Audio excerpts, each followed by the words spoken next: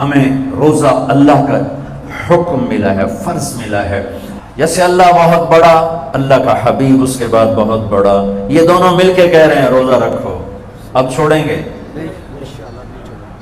رمضان آ رہا ہے اور میرے نبی آمد سے پہلے ممبر پر کھڑے ہوتے ہیں اور کہتے ہیں وہ کون آ رہا ہے، ماذا یستقبلکم وماذا تستقبلون. پھر فرماتے ہیں وہ کون آ رہا ہے، ماذا یستقبلکم وماذا تستقبلون. پھر آپ کہتے ہیں وہ کون آ رہا ہے، ماذا یستقبلکم وماذا تستقبلون. 3 دفعہ وہ کون آ رہا ہے، وہ کون آ رہا ہے، وہ کون آ رہا ہے. صحابہ ویکھن لگ گئے آیت ہے کوئی نہیں، کی فرما رہے ہیں، او آ رہے ہیں، او آ رہے ہیں، او آ رہے ہیں. تو حضرت عمر کھڑے ہو گئے، یا رسول اللہ اوحی نزل، بندہ تو کوئی ہے نہیں، تو کیا وحی آئی ہے؟ ہم نے کہا نہیں. تو کیا کوئی دشمن آ رہا ہے جو آپ نے دور سے دیکھ لیا ہے اور ہم اس کی تیاری کریں؟ ہم نے کہا نہیں. تو کہتے پھر کون آ رہا ہے؟ ہم نے کہا رمضان آ رہا ہے، رمضان آ رہا ہے. فرض 70 فرضوں کے برابر، نفل فرض کے برابر. تراویح کے ہر سجدے پر 1500 نیکی، ہر سجدے پر 1500 نیکی. تراویح کے ہر سجدے پر جنت میں خوبصورت گھر جس کے 60,000 سونے چاندی کے دروازے. تراویح کے ہر سجدے پر جنت میں ایک درخت سونے چاندی کا جس کے نیچے 100 سال عربی گھوڑا دوڑ سکتا ہے. یہ میرے رب کا کرم، فضل، انعام. شیطان قید کر دو، ہو گئے.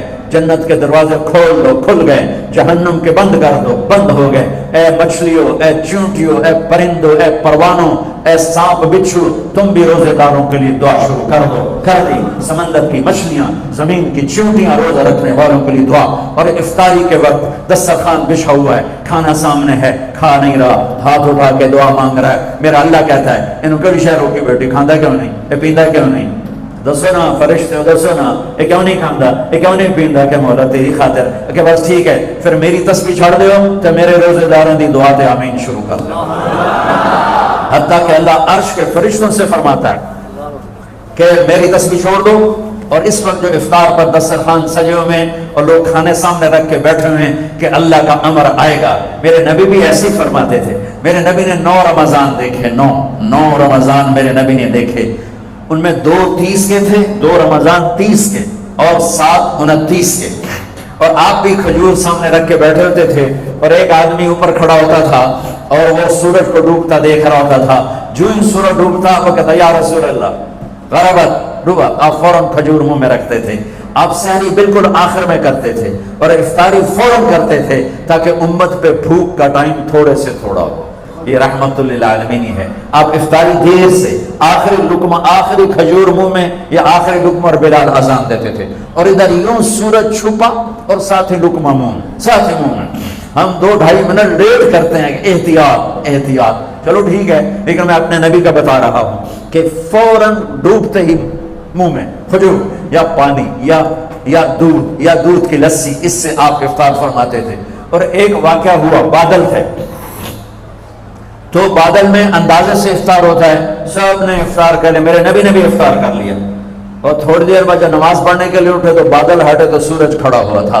تو وہ روزہ سب کا قضا ہوا. پھر رمضان کے بعد سارے مدینے نے، میرے محبوب نے بھی وہ روزہ دوبارہ قضا کیا. تو میرے بھائیوں، اس مہینے میں اللہ نے قرآن کو اتارا، اس میں لیلۃ القدر کو اتارا، اس میں اللہ تعالیٰ نے مسلمانوں کو پہلی دفعہ فتح عطا فرمائی. جنگ کے بدر کی فتح کا تحفہ رمضان میں، مکے کی فتح کا تحفہ رمضان میں. جیسے اللہ بہت بڑا اور اللہ کا حبیب بہت بڑا، پھر اللہ نے اپنے حبیب کو امت بھی اسی کے حساب سے دی. میں تھوڑا فرق بتاؤں موسیٰ علیہ السلام کی امت اور میرے نبی کی امت کی. موسیٰ علیہ السلام کی قوم آگے موسیٰ پیچھے ہارون، اور چلتے چلتے سمندر پہنچے. آگے آ گیا سمندر، پیچھے آ گیا فرعون.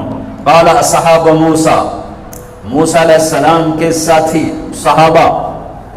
اس میں طنز ہے کہ اتنی صحبت اٹھا کے بھی عقل نہ آئی.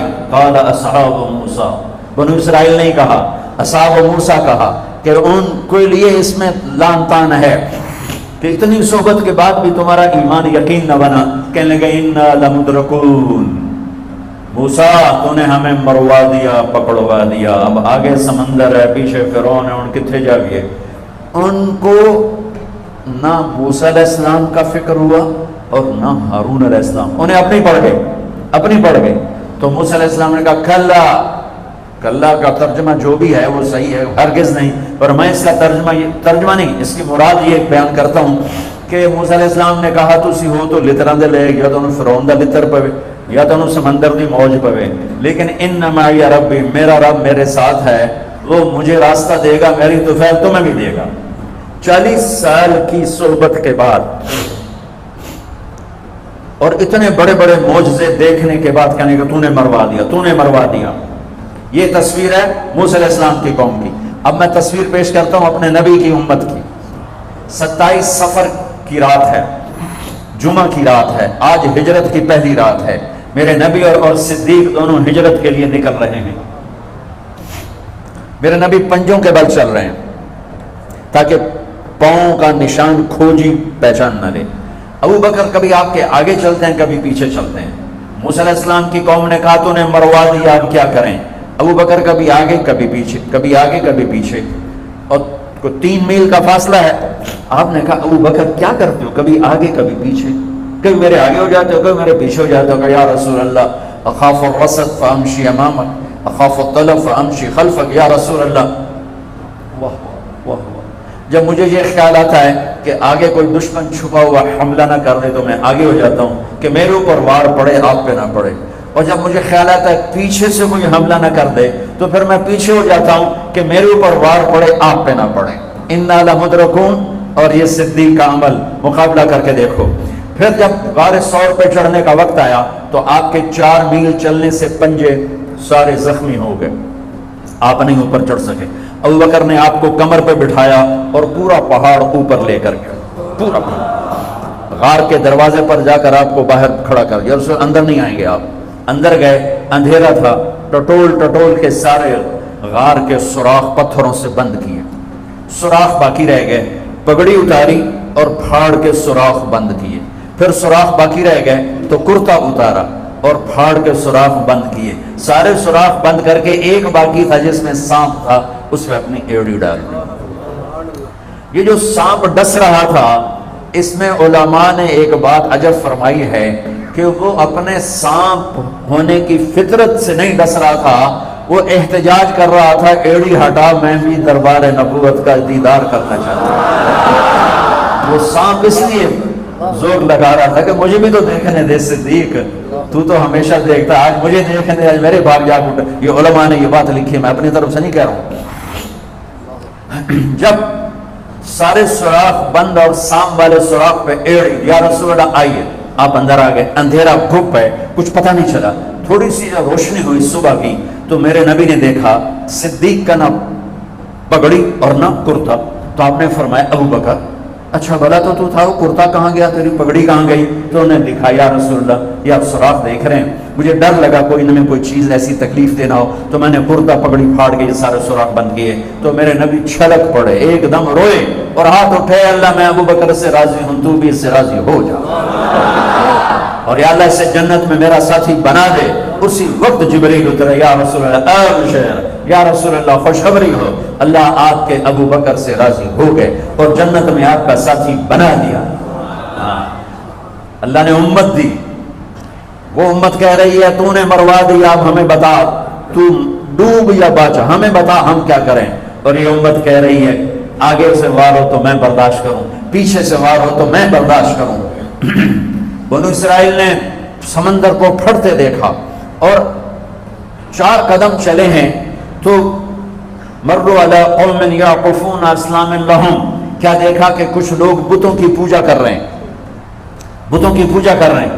تو 40 سال کی صحبت اور فرعون کا ڈوبنا، سمندر کا پھٹنا دیکھنے کے بعد کہنے کہ موسیٰ اجعل لنا الہا کما لہم آلہہ، موسیٰ ہمیں بھی ایک خدا ایسا لے کے دو جیسے ان کا پتھر کا خدا کا پھٹے منہ توڑا. اور تو اتنے معجزے دیکھ کر بھی تم پتھر کے بت مانگتے ہو. انکم قوم تجہلون. یہ بنی اسرائیل کی مثال قرآن دے رہا ہے. میں اپنے نبی کی امت بتاتا ہوں. 2 نبی ہیں، ایک آگے ایک پیچھے، موسیٰ آگے ہارون پیچھے. مثال دے رہا ہوں کہ 2 نبیوں کی صحبت میں اور تھوڑی سی قوم ہے، 6 لاکھ مبالغے کا عدد ہے، تھوڑے تھے، 6 لاکھ نہیں تھے، کم تھے. اور وہ اتنی لمبی صحبت کے بعد کہہ رہے ہیں ایک پتھر کا خدا لے کر دو. میرے نبی دنیا سے چلے گئے، میرے نبی دنیا سے چلے گئے. صدیق موجود نہیں تھے، حوالی میں تھے. پتہ چلا انتقال ہو گیا ہے. گھوڑے پر ہوا کی طرح اڑتے ہوئے آئے اور چھلانگ لگائی، اندر گئے. آپ کے چہرے سے کپڑا ہٹایا، آپ کا ماتھا چوما، گرم گرم آنسو آپ کے ماتھے پر گرے.